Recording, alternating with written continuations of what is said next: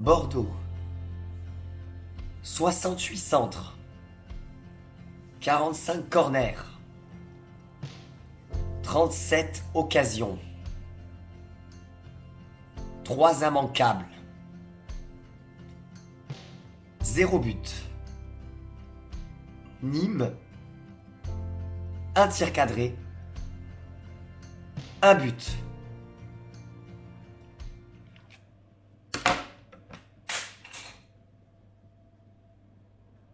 C'est quoi ce bordel?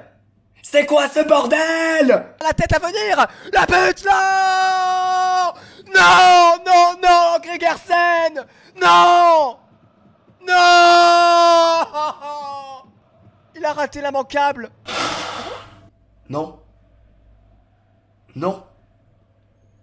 Non. Non, non, non, non. Non. J'ai plus de voix.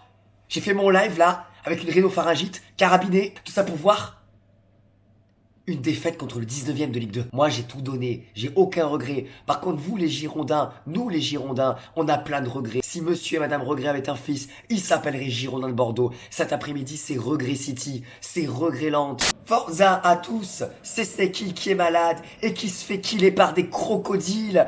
Par des crocodiles Haribo. J'en peux plus. Comment on fait pour perdre contre Nîmes? 19ème de Ligue 2, bordel. C'est incroyable. C'est Bordeaux qui a perdu cet après-midi. Même si on a fait une première mi-temps pourrie et que Nîmes méritait de gagner à la première mi-temps, sur l'ensemble du match, on doit jamais perdre. On doit à minima faire match nul. Oui, mais Snuggle, c'est la dernière aux Costières. Ils faisaient le match de leur vie. Mais il y en a ras-le-bol, putain. La semaine dernière, c'était l'anniversaire de Furiani. Maintenant, c'est la dernière des Costières. Et la prochaine fois, ce sera quoi? L'anniversaire du Havre. Nous, Bordelais, on s'en fout, quoi. Je veux dire, sur l'anniversaire de Nîmes. C'est pas une raison pour perdre contre vous.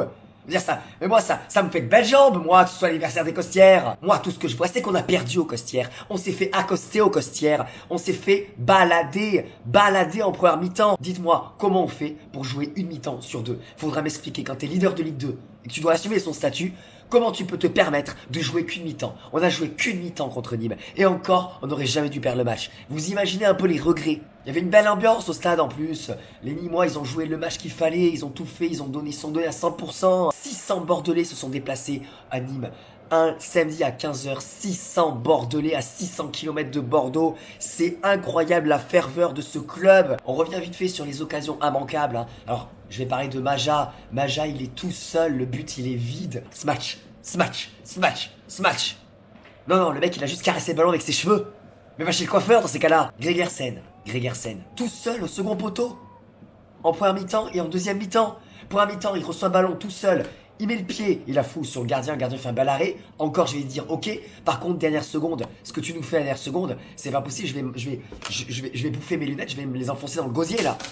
Tout seul devant ce second poteau, il remet le pied, il a fou complètement au-dessus. Alors si tu sais pas tirer avec tes pieds, mais une tête. Le plus important, c'est un problème qu'on traîne depuis le début de saison.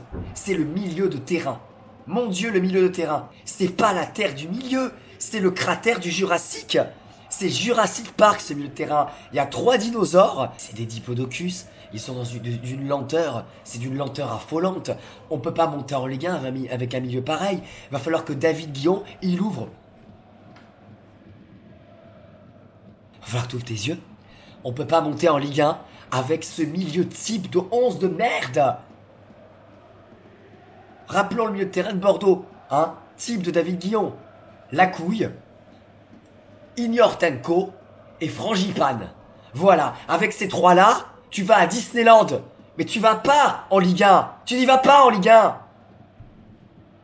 Et c'est lent, il n'y a pas de lien entre la défense et l'attaque. Ils ralentissent le jeu, ils savent pas trouver les espaces.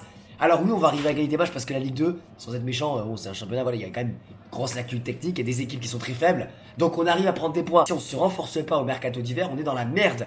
Il faut un joueur qui a de l'allant offensif. Le pire, c'est qu'on l'a, ce joueur. Je l'ai déjà dit avant. On a Debussy et Sissoko. Monsieur Guillon, si vous mettez Debussy et Sissoko titulaires, vous allez voir qu'on ne perdra plus de matchs. Ou alors on en perdra un ou deux d'ici juin. Parce que même s'ils sont pas extraordinaires, ils sont déjà meilleurs. Debussy, il a 8 francs Sergio sur chaque orteil. Sissoko, il prend la coupe avec la main, il traverse la route, il l'amène à l'école, au centre aéré. Et tout ça va forcément m'amener à parler de la jeunesse bordelaise, celle qui nous a sauvés, qui nous a fait renaître en ce début de saison et qui a disparu peu à peu. Alors je veux bien comprendre que notre défense est quand même solide, mais c'est vrai que de ne plus voir Bokele, de ne plus voir Chobé, de ne plus voir Louis-Jean, de ne plus voir Lima, de ne plus voir Mwanga, je pense que ça nous porte préjudice. Je le répète encore sur ce genre de match. On a vu quand il a fait rentrer à la fin, il a fait rentrer Chobé, il a fait rentrer Mwanga. C'est des joueurs qui vont vers l'avant. C'est des joueurs qui se projettent plus. Ils sont moins dans le calcul. Nos ténors sont trop dans le calcul.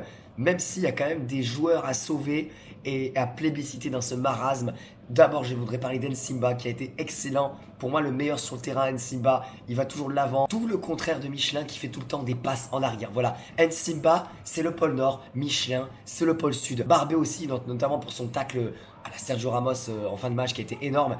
Mais Gregersen, Barbé, Ensimba, c'est des joueurs solides, c'est des joueurs qui sont au niveau. Les entrées, je les ai aimées, c'est bien la preuve qu'il y avait un problème, mais pour moi, on attend trop pour faire les changements. On attend trop, mais en fait, on devrait même pas faire de changements, il devrait être titulaire. En fait, c'est ça le problème, c'est ça le truc en fait. Du coup, on reste leader. Dans une demi-heure, les matchs de Ligue 2 vont se jouer à l'heure où je vous parle, où je tourne ce débrief. Je ne sais pas les scores du Havre et de Sochaux, mais malheureusement, maintenant, on est à portée, on peut se faire dépasser par le Havre et par Sochaux. Donc, on va suivre ces résultats, mais c'est clairement un coup d'arrêt, clairement une très mauvaise opération contre le 19e de Ligue 2.